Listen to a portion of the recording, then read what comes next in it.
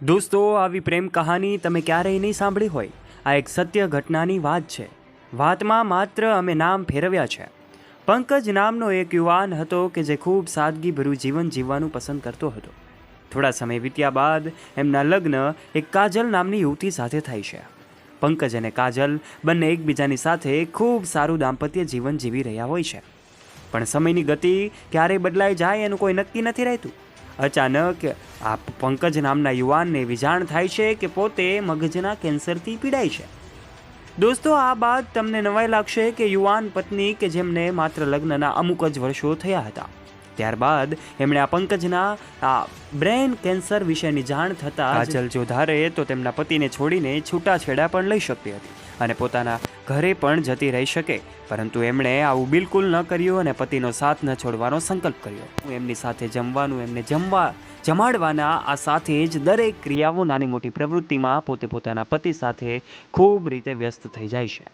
દોસ્તો, એમની આ પત્ની જે કાંઈ પણ ધારે તો પોતે અત્યારે એમના લગ્નને અમુક જ વર્ષો થયા હતા તો તે છૂટાછેડા પણ લઈ શકે, પરંતુ એમણે એવું ન કર્યું, પરંતુ એમના પતિની સેવામાં રાત દિવસ એક કરે છે.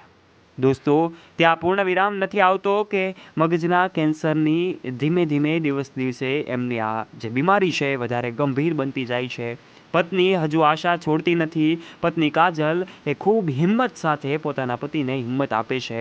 પંકજ પણ પોતાની પત્ની સાથે આવી રીતે ખૂબ સારી રીતે ફરી સ્વસ્થ થાય એવા પ્રયત્નો કરે છે. એમને એક મનોબળ મજબૂત થાય એવા પ્રયત્નો કાજલ દ્વારા કરવામાં આવે છે. પરંતુ દોસ્તો, આખરે તો ઈશ્વરની ગતિ જ એ બળવાન હોય છે અને પંકજ નામના એ યુવાન મગજના કેન્સરના કારણે એમનું નિધન થાય છે અને કાજલનો એક સથવારો, એક એમનો હોંસલો, એક એમનો આત્મવિશ્વાસ હવે તૂટી જાય છે. કાજલ પોતાના પતિની અંત સુધી સેવા કરતી રહે છે. એમના પતિને પ્રત્યે એમને ક્યારેય પણ એવું ન વિચાર્યું કે હજુ લગ્નના આટલા જ વર્ષો થયા છે તો મારે બીજા લગ્ન કરી લેવા જોઈએ અને આમને છૂટાછેડા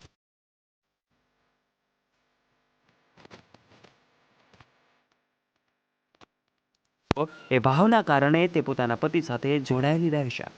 દોસ્તો, આવી પ્રેમ કહાનીઓ ખૂબ ઓછી હોય છે કે જેમાં પત્નીનું આવું જીવન, પત્નીનું આવું સમર્પણ બહુ ઓછા લોકો પાસે હોય છે અને આ પંકજ એ ખૂબ ભાગ્યશાળી હતો કે જેમને આવી પત્ની મળી હતી.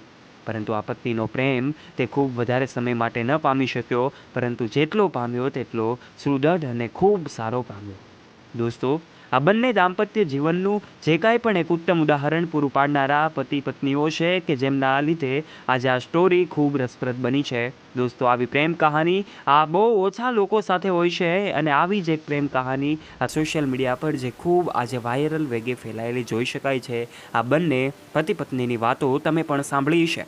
દોસ્તો, આવું જીવન જો ઘરે ઘરે થઈ જાય, પતિ પત્ની વચ્ચેનું દાંપત્ય જીવન આવું ને આવું સારું રહે અને પત્ની પણ પોતાનો ધર્મ ખૂબ સારી રીતે નિભાવે અને પતિ પણ પોતાનો પતિ ધર્મ ખૂબ સારી રીતે નિભાવે તો બંને વચ્ચેના ઝઘડાઓ દૂર થાય અને ખૂબ સારું દાંપત્ય જીવનનું નિર્માણ કરી શકાય. દોસ્તો, આપનું આ વિશે શું કહેવું છે? આ પ્રેમ કહાની વિશે આપ શું કહેવા માગો છો? તમારો મત કોમેન્ટ બોક્સમાં કોમેન્ટ કરીને અમને જરૂરથી જણાવજો. અને વિશેષ આ પ્રેમ કહાની ગુજરાતના એક પતિ પત્ની સુધી પહોંચાડવાની જવાબદારી હવે તમારી છે. આશા રાખીએ છીએ વિડીયો ગમ્યો હોય તો વિડીયોને લાઇક કરીને તમે આવા ને આવા રસપ્રદ અને રોચક વિડીયોઝ જો નિહાળવા માંગતા હોય તો અત્યારે જ નીચે રહેલું બેલ આઇકન દબાવીને અમારી યુટ્યુબ ચેનલને અવશ્ય સબસ્ક્રાઇબ કરી લેવાની જવાબદારી તમારી છે. Thank you.